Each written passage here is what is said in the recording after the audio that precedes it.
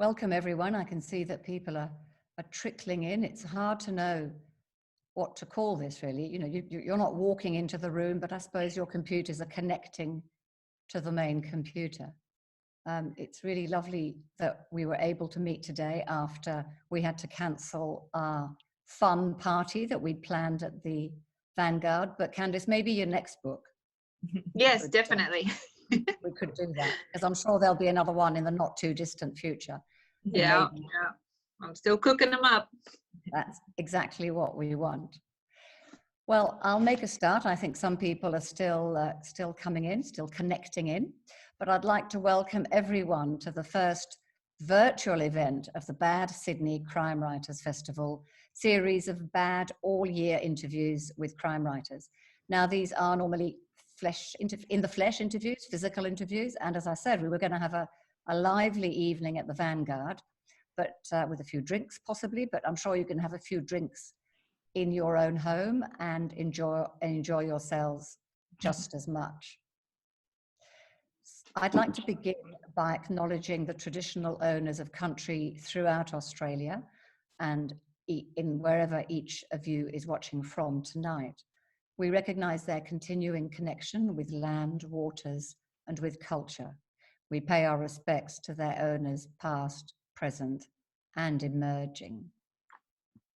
For those of you not yet familiar with Bad Sydney, I'll tell you a bit about who we are. We're an annual festival celebrating crime writing in all its forms. I won't say celebrating crime, because that suggests slightly the wrong thing, but we look at crime writing of any kind and have a festival every year. The dates for this year are the 11th to the 13th of September, and we'll be there in some form or other. So look at our website, Bad Sydney, and it'll tell you about us and exactly what we're doing. So I'd now like to thank Candice for coming to talk to us about Gathering Dark, your latest book. Candice is well known to all of you here. So I think we could safely say that she burst on the crime scene in 2014 with Hades and won back-to-back Ned Kelly Awards with Hades in 2014, Eden in 2015, and was shortlisted for Fall in 2016. I have to say, I love those one-word titles and that fantastic, different mythologies. It's really fun. Your Crimson Lake series, I think, has 3 books in it now, and the television series of that book, or those books, we'll find out, is underway. You've also written 4 Harriet Blue books, another great name, with James Patterson. Now, Gathering Dark is your first book not to be set in Australia, so we look forward to hearing about that, I'm sure. Now, I think we could describe Sue Turnbull as a specialist in crime, well, a specialist in crime writing, at least, in writing and speaking about crime fiction in all parts of the world. I think you actually went to talk about Icelandic crime fiction to the Icelanders, but I may have got that wrong. It seems, but it wouldn't surprise me if you. You'll all have seen Sue's name in the Sydney Morning Herald, where she's the long-standing crime reviewer, and I'm sure you've all made choices about which book to read when she's pointed something new out to you. She's also, if that wasn't enough, Senior Professor of Communication and Media at the University of Wollongong. So now I'll let you know briefly how we're going to run the evening. Your audio and your video have been muted, so you will focus entirely on Sue and Candice. And Sue will be talking to Candice for about 45 minutes, a little longer. Hold on to your questions for a while. She'll tell you when you can start to send them in. Use the Q&A function at the bottom of your screen. Send in the questions. That'll be enabled about 45 minutes in. Sue will ask questions on your behalf, and I'll come back to you at the end to say thank you. And now I'll hand over to Sue. Thank you very much indeed, Catherine. And hello, everybody. Welcome. I hope your glass is charged or your cup of coffee is at your right hand. I've got my copy of Catherine's book right here, of Candice's book. Catherine's book. I'm still with Catherine. Yeah. It's so lovely to see Candice. And Candice, you've actually already got one comment in the Q&A, which we're not supposed to have opened yet, which is says you're wearing your cardigan. Oh yes, this is my cardigan of power. I have been doing online write clubs, and I just wore this cardigan a couple of times in a row, and now it's become the thing that I do. So yeah, on my face, I go Facebook Live because that's what we're doing in this current environment. It's all online, so people ride along with me on the page. It's fun. Well, I think you've obviously established the look, and I think the cardigan of power is going to have a life of its own. It's really wonderful. But anyway, look, Gathering Dark, which you wrote, not Catherine, is your 13th crime novel, and I've gone on in public saying that I think it's absolutely outstanding. I think it's your best book to date.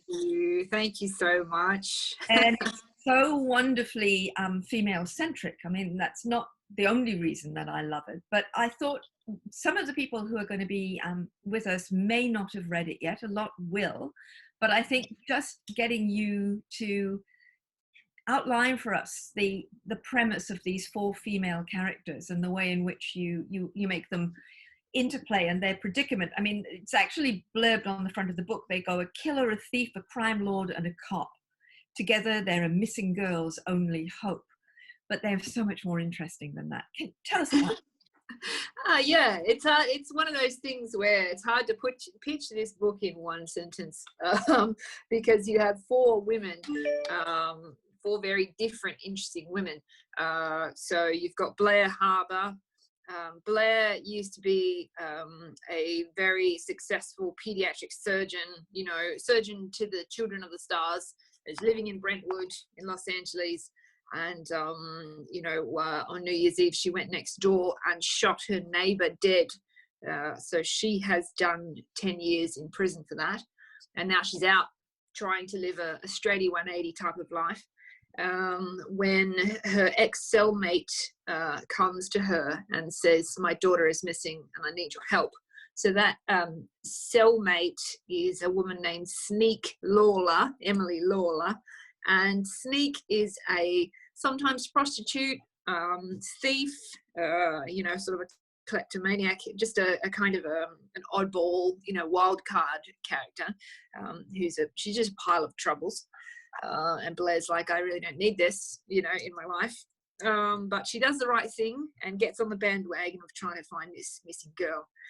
So the 2 of them have to recruit that crime lord that the book is talking about, and that is Ada Maverick. And Ada is a very scary woman. She is sort of her own gang leader. She owns a strip club, and she has henchmen, and she was just so much fun to write. Is Ada, just dangerous, dark individual. She buries people in the desert up to their necks and things like that. And then there's Jessica Sanchez. Jessica is a cop who is on the outs with the LAPD because, she's a by-the-book kind of cop, very rigid, very dedicated to her job. And she did such an excellent job on a case that the father of one of the victims bequeathed her a $7 million mansion. So she went from being the brethren of the police to being, police enemy number 1. They're not sort of very pleased with her about her windfall. So those are your 4 women, and they get up to some crazy adventures trying to find this missing young lady. Yeah, and I'm glad that you loved Ada, because I particularly loved Ada. She's a sort of cartoon villain female, and she's just so kick-ass. I just, every time she appeared, I cheered quietly. Yeah. Go That's Ada. what I hoped. That's what I hoped. She's one of those characters where you can't, because they're not the main character, you can turn the volume all the way up, and I was trying to channel Al Swearingen from Deadwood, if you've ever seen Deadwood. Yes. Absolutely. Yeah. That's when I watch that show and Al comes on, they cut to Al, I'm like, yeah, he's my favorite. But the volume's all the way up, and he's almost cartoonish in that way. So I'm really glad you felt it. Yeah, absolutely. Well, it was such fun to read this book. I mean, the enjoyment just kept mounting. But I read somewhere that it was actually a very hard book for you to write. It's paid off, but what was so hard about it? I don't know. I think I had baby brain. I was pregnant. It was the first book I wrote, during my pregnancy, and I put down 30,000 words of it, and it just wasn't working. I was just crawling through it 50 words at a time, and then I got to 30,000 words, which is usually where I give people a taste to see if I'm on the right track or not. I gave it to my husband and my agent, and they were just like, no, and I was making very strange choices, originally Sneak's daughter wasn't her daughter. It was just a woman that she knew, and my agent said, why is this connection so sort of, why isn't it a deeper, more personal connection? And I thought, I don't know why I made that choice. And I just, and so to solve the problem, I threw out those 30,000 words, and I went into the mountains, into the Blue Mountains, and I was Googling isolated cabin, perfect writer's retreat in the middle of nowhere type of thing. And so I hired this cabin, and it really was in the middle of nowhere, and I had to go down this treacherous, dirt track to get there. And I thought, oh my God, this is perfect. This is so perfect. No one will hear me scream out here. I'll write a great book out here. And then night fell, and I was so terrified, but determined to stay there a little bit, because I was too scared to drive out in the dark, and there's no phone reception, and so I slept with two knives. I had one knife under the pillow and one knife on the bedside table, because I thought, I'm going to be murdered out here, and even if I call Triple O, it'll take them so long to get to me, I'll be in pieces. You'll have time to put me in bags and tie them up, and by the time they get here, it was terrifying. But yes, I outlined the whole novel out there, which I don't usually do for my own books. I don't outline, but I thought, you know what, my brain is so frazzled, I need an outline. Yeah. So how long did you stay there? How long were you in isolation? 3 nights, 3 terrifying nights, that I will never do again. It was just, what it was is, they'd obviously tried to capitalize on the view. So I had this amazing view of this big valley in the mountains, and there were no curtains whatsoever. But at night, when I had the fire on, of course, all I could see was my own reflection, and I couldn't see out at all. So it was just all pitch black out there. And I thought, wherever the killer is, he can see me and I can't see him. And of course, you've got kangaroos and stuff like bashing around in the forest. It was just, no, never again. Well, that is an absolutely terrifying setting, in the Blue Mountains. It could well be the setting for another book, I would have thought. Yeah. But the setting of this one is Los Angeles. And here's a big shift. I mean, we know that you've written with James Patterson, but this is the first time that you've taken one of your standalones to America. So what were the reasons for doing that? I mean, there have been many Australian writers who've set their books elsewhere because they get a wider readership. I mean, was that part of it, or? Not really. My readership is pretty awesome. I don't need to make, it wasn't a strategic decision. It's just I went to live in LA for a year and I loved it so much. And I have just written one set in LA with Jim, because I still wanted to write about it. I hadn't finished writing about it, but I lived there, and I just thought, this is a town for me. I would definitely live there if I didn't have such ties to Australia. As soon as I went there, I just knew it was wild and crazy. It was my kind of town, we were driving through, Brentwood, looking at all the mansions with the CCTV and the paparazzi waiting on the corner and that kind of stuff. And then a coyote pops out from behind someone's house, and it's just there, waiting to cross the road like a coyote. and LA is just like that. You never know what you're going to get. As soon as we got out of the car, we dropped our stuff at the hotel when we first arrived, and people had said, go to West Hollywood. because that's where all the, you know, Aussies say is great. So we got out of the car and we were walking up towards the Strip. It's very brightly lit there outside the Chinese theatre, and you've got, you know, people doing backflips, and they're dressed like Buzz Lightyear, and all the crowds and all the neon lights and that. But up until you get there, the streets are very dark. And as soon as we got out of the car, this guy comes out from this old parking area that was all overgrown, and he had no shirt on, and he was covered in tattoos, a big fat guy, and he goes, "Ah!" like that. And I was just like, oh my God. And Tim's like, quick, you know, let's cross the road, walk on the other side. So we walked on the other side, and there was this guy in a desk chair, and he was just rolling down the hill in a desk chair. And he wasn't looking where he was going. He was just like this in the desk chair, just slowly rolling down the hill. And Tim was like, okay, so let's cross to the other side again. Like, the streets are just like a jungle. And I just thought, I love this town. It's like King's Cross, but all over. King's Cross by the sea. Well, I know you've got a taste for the bizarre, but so how long were you actually living in LA?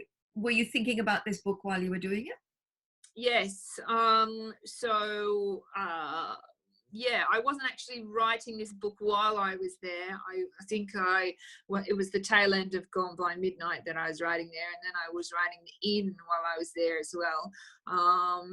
But we were there for a year. We lived in Manhattan Beach for 6 months, and then we went into the Hollywood Hills for 6 months. We hired like a cantilever house. We were pretending to be Bosch, and so we'd sit on there and like listen to jazz and say very Boshy things to each other, and with the big view and everything.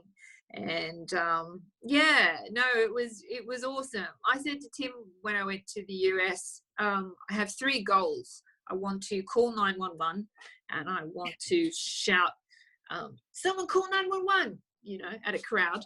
And I want to get pulled over by a highway sheriff and say, what seems to be the problem, officer? And I got to do all those 3 things within 6 months. So I was like, this is my place, you know, I have to write about this place. And you sort of did. I mean, Brentwood finds its way into this book. There's a gopher that finds its way into this book.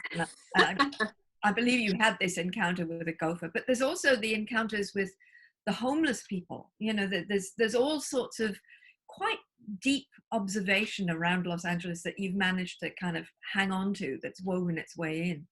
Yeah, it's one of those places where, like I said, things are right next to each other that just don't belong. Like, you have these huge homeless encampment, whatever the word is. Not like I'm on Wordsmith or anything. Like lining the street with all tarps and ramshackle bits, and they're all sort of lying together, and they're sitting underneath a giant billboard of like Jennifer Lopez with this amazing pearl bracelet or whatever, and it's just extreme opulence next to extreme poverty. And I find Brentwood fascinating as a kind of place, the people who live there, and just the streets are just so manicured. It's like, it reminds me a little bit of Edward Scissorhands. You know, you've got the town and all the houses are different colours of pastel, and everything's so neat and beautiful, and like an emerald city type of place. And I just really loved it, and I love the people. We spent a lot of time in bars talking to bartenders and getting stories and things. And we were actually invited to the family Thanksgiving of 3 different bartenders. So I said to Tim, this is how we know we're alcoholics. And they just kept, we didn't talk about it. We were just so friendly with the bartenders. They were like, and what are you guys doing for Thanksgiving? Because you can come to our place and hang out with our family. And I just thought, oh my God, this is getting too close, you know. So yeah, I had such a great year. Well, you know, that's all research. Yeah, it is research. Yeah, deep research. Yeah. Okay. I want to ask you a rather more specific and technical question about Gathering Dark, because I was really interested in the way that you structured it. I mean, I know that you've got these 4 women in it, but there are 2 women who are essentially central to it, and it's Blair, and you write about her experience from the first person point of view. Yeah. And then you've got Jessica, and she's in third person, as is the other women come in from that point of view. That must have been quite tricky to manage, but why the decision to do it in that different way? I always do the first person is the most comfortable place to be. That's the most relatable character, and it's usually the person I want you to get on board with, and so I'll usually make them a bit tricky, and so you don't know if you can trust them or not. So I did that with Crimson Lake. Ted Concaffey is accused of a terrible crime, but it's first person for him, and so you're inside him and you feel like you know him, and all the evidence is sort of stacked up against him, and I'm trying to make the reader feel uncomfortable, and that's what I was doing here. Blair is accused of going next door and shooting her neighbor dead over a noise complaint, but she's so gentle and she's so genuine and she's so heartfelt in her desire to be a good mother now that she's out of prison, and to be a good friend, and to be good, really. She's trying to prove to herself and to the world that she is good. She's that good doctor that she once was. So I gave her the first person. Jessica, I wanted to be slightly more mysterious. But she's third person sort of, see, this is the thing I was saying to someone today, is I don't know all the terms for it, but she's third person, but you get her thoughts, and you get her tone of voice almost in the third person. So she's mysterious, but not that mysterious. And then you've got further away again, you've got third person, someone like Ada or Sneak, where you don't know what they're thinking. You can only really judge off their actions and their dialogue, and they're more mysterious again. So it's just really the perspective. It's levels of intimacy, and I wanted you to be the most intimate with Blair and Jessica. Yeah.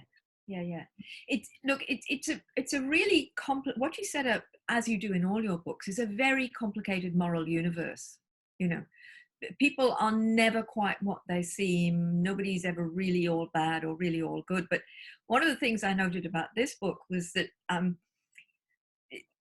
people are good and bad, and in some ways the policemen who are supposed to be the good ones are actually really horrible. We really don't like those people, and the criminals who we're supposed to not approve of, we end up really liking them. They are endearing in all sorts of ways, and this was what it reminded me when I was writing my review of your work, of the moral universe of Elmore Leonard. It's quite a complicated thing. But is this your moral universe? This is how you see the world? It's not. It really isn't, because I like cops. I've always had a great relationship with cops. Whenever I meet them, people say, "Oh, they'll just book you for anything or whatever," but I've always had a friendly time with them, and I've never met a bad one, and I don't like criminals at all, and I've encountered them. I went to San Quentin and I sat with a serial killer for 5 hours, and I wrote to him for a couple of years, and he's the most awful person I've ever met in my entire life. And also, I grew up around a lot of crime stories, and so I have heard, because my dad worked in a prison, and my mum fostered 155 kids who all came with their own individual crime stories. So I know how awful criminals can be. So it's not my world. I have done the bad cops thing before as well. The cops in Crimson Lake are awful. So it just happens. But I think that I try to do the unexpected, and I also have an affection for unloved things and for the underdog, and that's why I put the gopher in, and the criminals sort of, they interact nicely with the gopher, because I think they're kind of on the same level of nobody in America likes gophers and nobody likes criminals, and they fit together. So I thought that they should be nice to each other. But yes, I rescued a gopher. We were in the hills and we were going for a walk, and I saw this little thing sitting in the driveway, just be like, oh, I guess I'll just die now. And I went over to Tim and I said, oh my God, there's a rat. There's a rat. There's a baby rat. And let's help it. And Tim was like, oh, okay. And we put it in his hat, which is very good of him to let that happen. We took it home.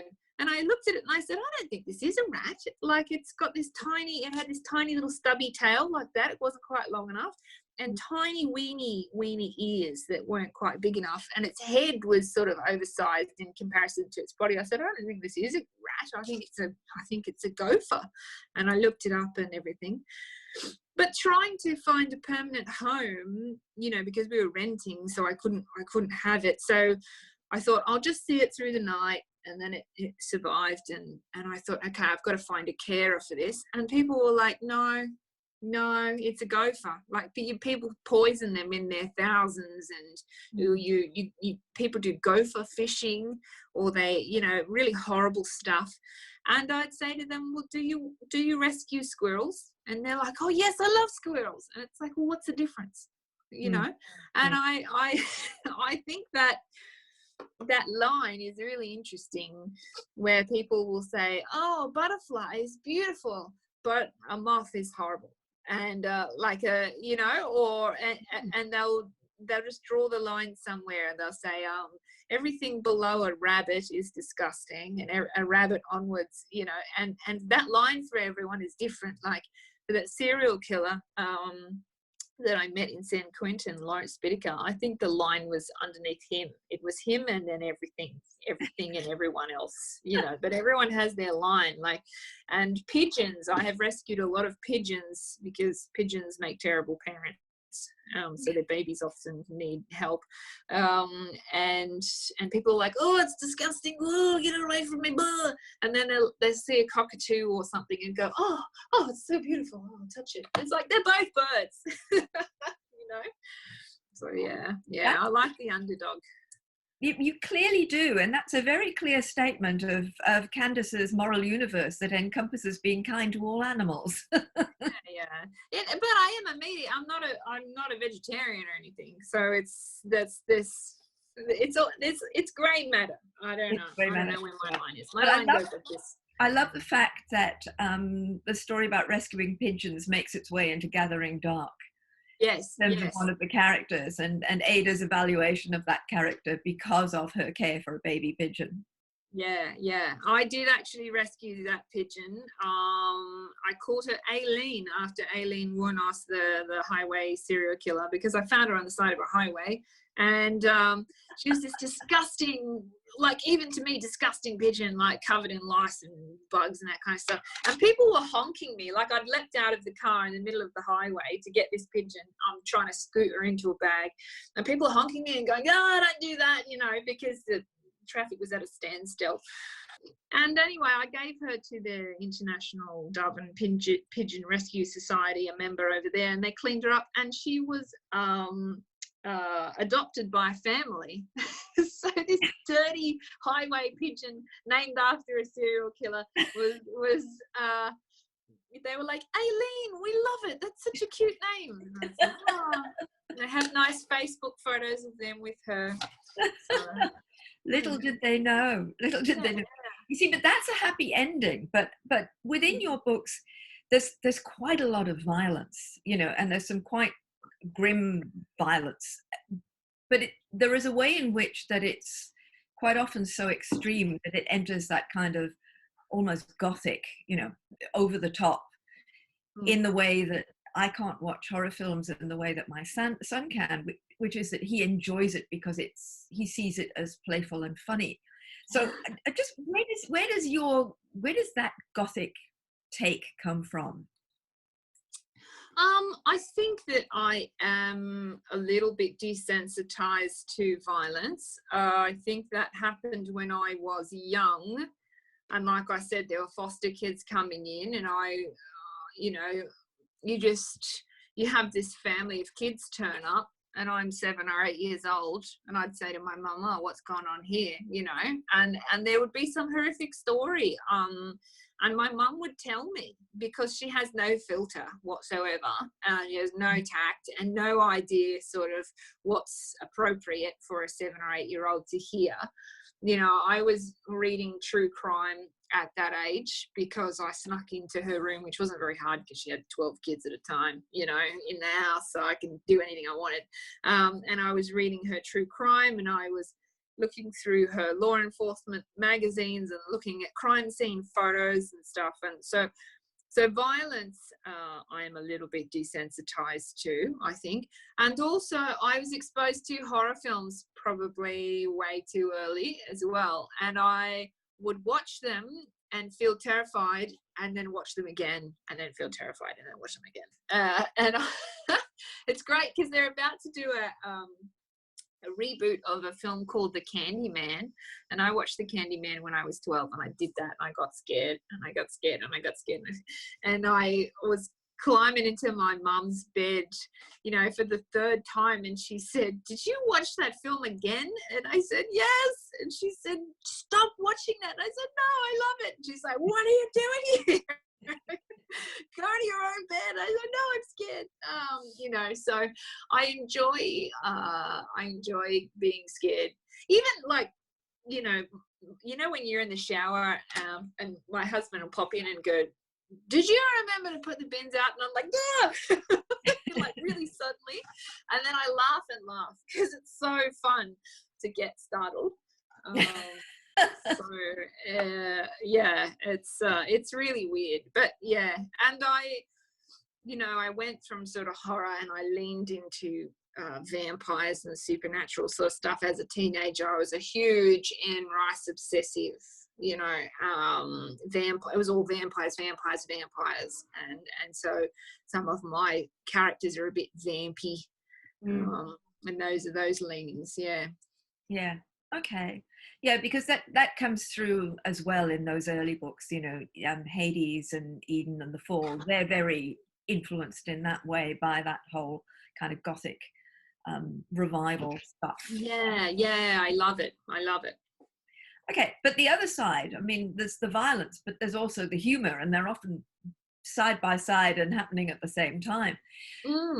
When you're writing, do you make yourself laugh? Do you have fun? Do you enjoy the things that you put in? I mean, like The Name of the Gopher, if you want to give it away. I mean, do you have fun doing that? Yeah, I did. It's Hugh Jackman. So if anyone knows Hugh Jackman, I haven't been able to get it to him because he's too powerful and important. But I think he would get a kick out of being named. Yes, humor. I think I've always used humor as a coping mechanism, and you can tell in the way that I have always in the media kind of framed my childhood as being like wacky and fun and interesting. And you know, my mum legally changed her name to Ocean Mermaid, which is pretty hilarious, you know. And I think so I've always sort of framed if I find something traumatic, I kind of frame it as and I take myself off. And you know, I'll talk about my horrific end to my first marriage is actually really funny. It's a really funny story. It wasn't funny for me at the time, you know, but like because he came home from work and he said, you know, "I'm leaving you," and all this kind of stuff. And the first thing I said, "But we put a roast on," because there was a roast in the oven. And I was just so shocked. I was like, "Should we turn that down?" And you know, and all the fighting was happening, and we were going back and forth to different rooms. And then he came into the lounge room and he was chewing, and I said, "Are you eating that roast?"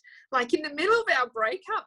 And like I can see the funny side of it, and so it is very, very traumatic, but it is also very, very funny. And I think that the two next to each other kind of complement each other. Yeah. Like as you think about this, was like a 7-year relationship, and it fell apart in one evening. Oh, that horrible stuff. But then it's like he was actually eating the roast. Like what? And I think life is beautiful and amazing because it has things like that right next to each other, and I love seeing them right next to each other, you know, unexpected, and they don't fit together, and it's great, you know. It's that juxtaposition of the humorous with the tragic. I mean, in some ways, Ada becomes a vehicle for comedy in Gathering Dark. And I actually Googled it. She gives the girls a car at one point. And I thought, I don't know what a 1988 Chrysler Fifth Avenue convertible is, right? Yeah. Because the girls are quite shocked when they're given this car. And so I Googled it, and the minute I saw it, I went, oh my. But it's not just that, it's the interior. What was the interior again? It was it's caiman leather, I think, or crocodile leather. Yeah. The car itself is actually if it stayed the same, because my original intention was it was the same car that Mike has in Breaking Bad. You know, Mike, with the bald guy with the big ears. I just loved him as a character in Breaking Bad, and I just was like, oh, he's so great. And he has this car, this big old gangster car, and I thought, I don't know anything about cars, and I was trying to think of a car that Ada would have.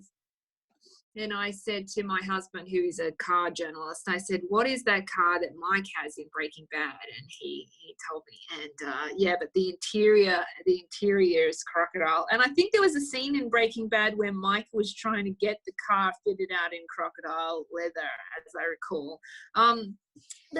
That's, you know, what I was talking about with Ada being turned all the way up. She's someone like Blair is relatable, and I talk about her being in her kitchen and she's pregnant and she can't sleep and she's got to pee every 5 minutes, and you're like, it's very, very relatable to be Blair. So Ada, by contrast, has to be so unrelatable, you know, and she is always wearing leather and lace and gold, and she has this office with these chandeliers, and she has these henchmen standing around like human Dobermans, you know, just like hanging around her all the time at her beck and call. And, you know, and so, yeah, I just thought she has to have an extreme car, and she has to have, you know, jewelry and amazing nails, and you know, she just one of those people who's just fun to look at, and you just like look at her as an image, and just, what is she wearing today? What is she doing today? And every time you see her, she's got a different car, and I think she has a pink Porsche. That she's out in the desert in this pink Porsche, and then she has a Mercedes S-Class and all this. And yeah, it's just fun. There's a little bit of me that would love to be Ada, and but I think that and she's a little bit like Eden Archer in that way. Eden is a lot more composed. When I was writing my first novel, Hades, and that character of Eden Archer turned up, I think I was very anxious about writing women in general, because I've always felt very displaced as a woman among other women. I don't feel like I fit in, and I don't feel like I get it or whatever. I've never felt like that. I'm one of those people. I'm at a bar and there's 7 women, and they're all together, and they're all drinking white wine, and they're laughing, and they all kind of look the same. And I'm like, how do you know each other? Like, how did that happen? I don't have a group of women friends. I have satellite women friends. So I wrote Eden, and I thought, you know, that's probably the woman that I would like to be. And then I wrote Amanda Farrell in the Crimson Lake series, and I was like, that's more of the woman than I am. and then I was like, now I've found all these different types of women, and realized, you know, there are all different types of women. So, Well, Ada's going to be a gift if Gathering Dark ever becomes a movie or a TV series. I can see the person who gets to play Ada is just going to have so much fun. Yeah. And we're going to open up for questions in the Q&A section, but in fact there's one that follows on rather beautifully to this, because Michael Duffy from Bad, Sydney, has said, you've referred to in passing to Deadwood and Breaking Bad. Are there any TV crime series that have influenced your writing in particular? Which is a kind of interesting question. Yes, you know, I'm a very visual person, so when I sort of see something shot beautifully and characters represented, you know, visually with their gestures and that kind of thing, it can impact me more than a book sometimes. So definitely True Detective. I was going for that vibe when I wrote the Crimson Lake series. I thought I want to write a true detective novel, you know, because Matthew McConaughey and Woody Harrelson in that are so unsuited to working together, but they work together so perfectly, and that was really inspiring to me. I thought, this is what I want to do, is I want to write characters who really shouldn't be together, and I want to watch them muddle through it. And that setting was just gorgeous. So definitely True Detective. And then my husband and I binged Southland. We weren't in LA when we binged that, but that was just so LA. Oh, and The Shield. The Shield is another LA one where it's just like everyone should just go back and watch The Shield, because that's one of those great series where it's just like bang, an absolute right angle, you know, in the plot, and then bang, there's another one. It's so unpredictable, and it's got that sense of LA, like something's going to pop up and you never know what it is. Yeah, so those three definitely. Very interesting, because you know the way in which your influences come from real life, your experience, the television that you watch, and also quite possibly the books that you read or whatever it is. So it all just kind of, it's that great, wonderful, creative soup that you use to do your own writing. We've got another question here from Amy, who says, I actually said oof out loud when you mentioned Lawrence Bittaker's name. He's one of the worst of the worst. What made you decide to interview him, and how did you organize it? He's the guy that you interviewed as the background for the really nasty killer that's in this book. Yes. Why did I choose Lawrence is because he was just, when I heard about his crimes, I thought, well, that's it. That's number one. That's the worst thing I've ever heard of. And I went deep down into a spiral researching that case. And it really, really got to me, because what he and his partner did to those girls was just so indescribably horrific and wasteful. And these were young ladies on the cusp of their lives. And I thought, I just need to talk to this person, because I want to know, I want to ask. And by that time I had written about killers 12 times, and I thought I need to, as a writer, I need to speak to one, and this is the worst kind of one that I've ever encountered. So, and I happened to be, you know, he happened to be in San Quentin, which was only an hour and a half north flight, and I thought, you know what, I'm going to write in, and he wrote back, and from the outset I said to myself, I'm going to be completely honest, because I thought he's probably a psychopath and he's probably going to want to manipulate me and lie and all that kind of stuff. So I'm never going to do that. I'm never going to lie to him, never going to manipulate him. And so when he said to me, why are you writing to me? I said exactly that. I said, you are, you know, you seem to be the most horrible person I've ever heard of who's still alive, you know. So I, you know, and I was like, if that offends you, too bad.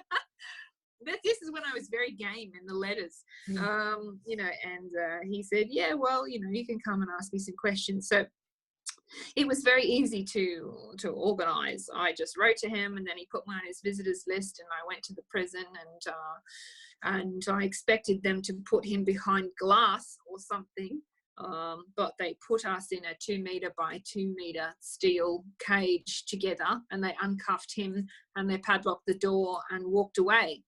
And I was like, well, this is how I die. That was my first, this is how I die. And the second one was being in the mountains by myself while I was pregnant.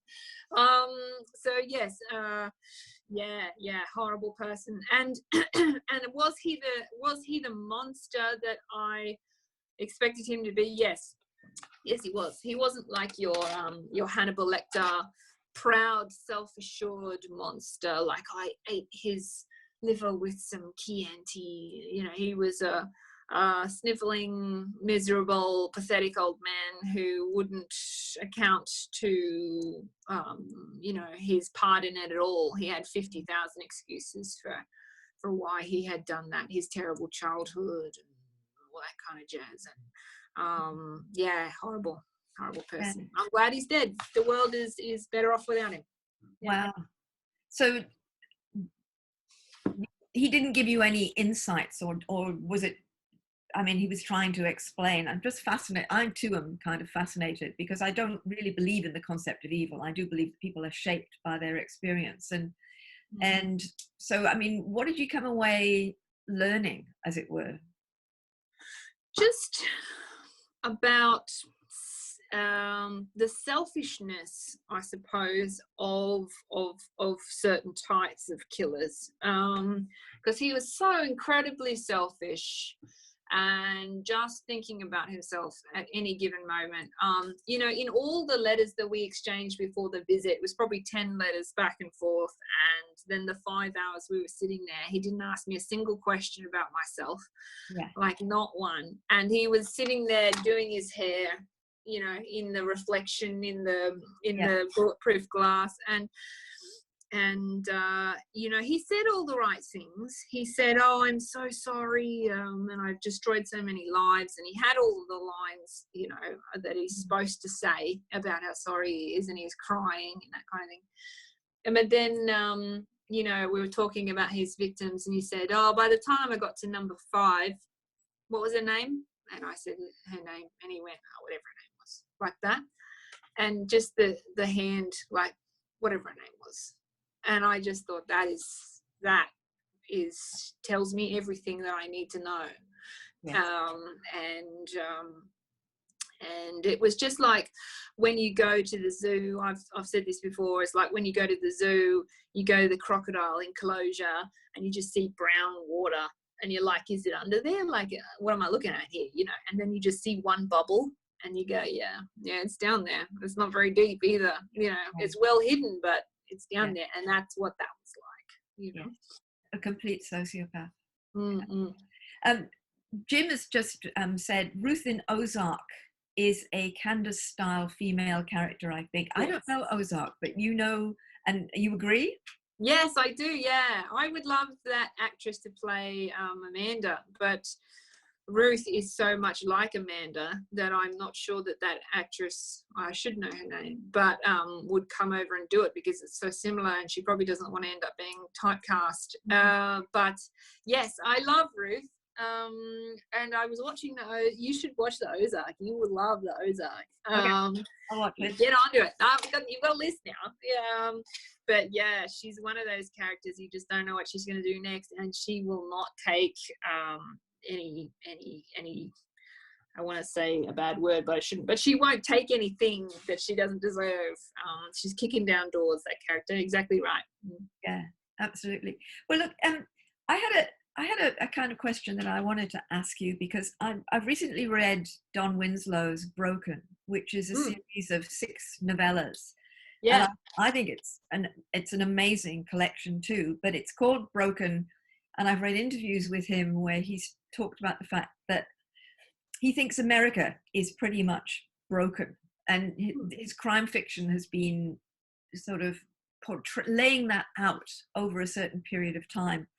And I wondered if there's a kind of, after 13 books, you've come to a realization that you have a particular worldview. What do you think the reader takes away from your books? I really hope that my worldview doesn't portray that, because I don't think the world is broken. I think it's really, really dark in places, but I also think it's really, really light in places, and there's everything wonderful in between. And I don't think it exists in a linear fashion either, where the dark is over here and the light is over here. I think there are little sparkles of both in unexpected places. So I really hope that I communicate that you never know who is around the next corner and what that person is, is really, I don't know how to phrase this.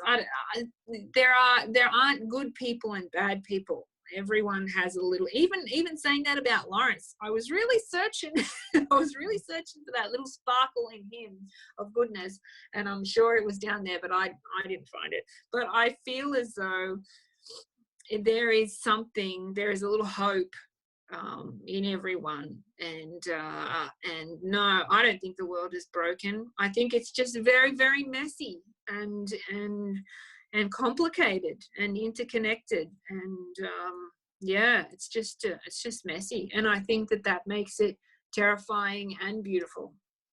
Okay, all right, we've got a few more questions, but I'm probably moving towards the last question. Maybe this is the second last question. We'll make this the second last one, because we've got a lovely comment here who said the last Australian author known for their knitwear was Les Murray with his jumper. Your party's a good omen. That's and great. Then they comment on the fact that I mentioned that I've compared your work with Elmore Leonard. And have you read Elmore Leonard, Candice? Are you a Leonard? I have, but a long time ago. I haven't read any recently. No, well, of course, there are no new ones. Yeah. No, I went through a huge James Lee Burke period where it was just James Lee Burke all the time, and I love the South as well in the US. So,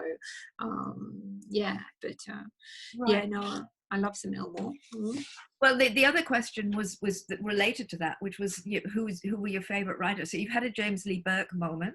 Yeah, I did. It was a long one. And I like that guy as well. It's easy for me to run into authors at writers festivals and things, and then to meet them and love them and then love their work even more. So I tend to get obsessed with people. I'm a big Lee Child fan. Big James Patterson fan, obviously. Love Michael Connolly. I thought John Winslow's The Force was really great. Yes. Adrian McKinty is a very good friend of mine. I've also been reading Tim Ailiff, which is he's another Aussie that I met at a writers festival. So I'll just pick up anything, and I love my audio books because I can be holding Violet and putting her to sleep, or doing housework, or whatever it is, with an audio book on. I'm probably going to get off this and then think, but I didn't mention this person, I didn't mention that person, but well, actually, I noticed that I don't think you mentioned a woman writer. I was going to say Sue Grafton, but it's just been a long while. And who I love is Dervla McTiernan as well. Yeah. I like some Val McDermid. Yeah. It's just, it's been a year since I've really read anything,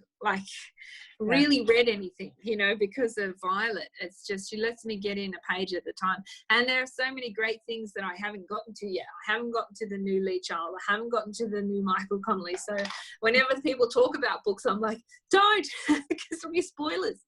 All right, this is going to be the last question, which is, if you had to write in any other genre, what would you choose? Post-apocalyptic, or apocalyptic, like zombies, alien invasion. And I love that because it's another one of those things where it's the great equalizer is, when the zombies start coming, because it doesn't matter how much money or education you have. If they're coming, it's whoever can run fastest, or who's got the best weapon, or, and I love those great moments you know, disaster fiction where, you know, the old lady or the little girl or whatever falls over in front of the zombie horde, and you're like, do I go back or do I save myself, you know? Or it's like, I've got to let my husband get eaten, you know, so that I can escape. Do you know, there are all those great questions. It's like, what would I do? And they're very escapist and scary, which is the same as crime, is escapist and scary and life and death. And so, yeah, there's no question that's exactly what I would be writing, is end of the world stuff.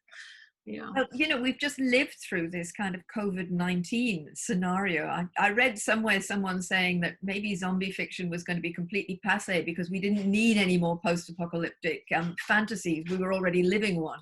Oh, no. I'm always into zombies, like, or vampires or aliens, whatever it is, whatever forces people to just drop everything and fight for their lives. That's what I like. Oh, that's lovely. Okay. Well, thank you, Candice, for answering my questions and for the questions that have come in. And I'm going to hand us back now to Catherine and let Catherine sign off and give people some final messages. Thank you so much, Candice and Sue. So I'm now thinking a sort of female Les Murray zombie in a cage, maybe. Sure.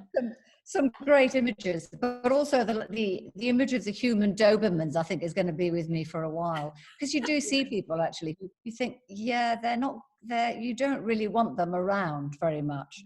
People sitting like this. Sorry? People sitting like this. So let's see the Dobermans straight up. The menace in them. Anyway, Yeah. I now think Doberman or yeah. And so that was really good. The mixture of humor and tragedy, the way you brought that out, I think was really good, Sue, because that's what certainly in particular, I think, made Gathering Dark really memorable. Now, if you don't, all the audience out there, if you don't yet have your own copy of Gathering Dark, it's not too late. You can get one online or by phone, and it'll be sent to you postage free from our bookseller partner, Better Read Than Dead in Newtown. Fantastic group of people. And if you want a book plate for your copy to remember this evening in this really weird time, I know a couple of people have asked, and I'll be sending them out, but Candice has penned a little message. So we'll email it to you. You can print it out and stick it in the front of your book. Not many people will have that, so I think it makes it really quite special. So I said this was the first of our evenings. I'll invite you all back on the 16th of June to hear our next speaker. It's a non-fiction, it's a non-fiction event this time with journalist Caroline Overington, although she has in fact written fiction, but her new book is called Missing William Tyrrell, about that tragic story that has upset so many people and has kept us wondering what has happened to this little boy. So she'll be in conversation with a writer, a journalist, and a writer and a lawyer, Suzanne Neal, who does a lot of interviewing at Writers' Festival and who's just published her own book, The Deceptions. You could get both the books from Better Read Than Dead and read in advance of the next event. So I think that would be a great thing to do. Look, I hope you've enjoyed the evening as much as we have. Thank you again, Candice. Love the jumper too, the jumper of power. We probably all need one of those, don't we? Yeah, sure. Thank you very much, Sue, and look forward to seeing the audience again. And tell your friends, bring your friends, have a look at our website, and goodbye for now.